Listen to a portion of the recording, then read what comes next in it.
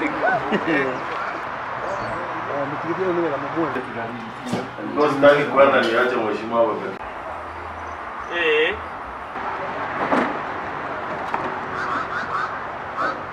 are living in a digital era where when this thing runs, the interpretations that it will get from members of the public and even the authorities is not something that the author may control. Now he has an opportunity to go and do that, which is what we have agreed, that he goes and issues a clarification on what exactly he did mean. Members of Parliament in Kenya are looking forward to the 14th when we resume our sittings after our recess, so that we can come up with a robust legislative reaction to this COVID-19 disaster in the country.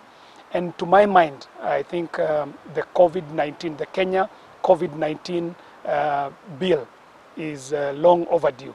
And why would you think that the government is not telling you the truth? To hide it for what purpose? So it's really disheartening.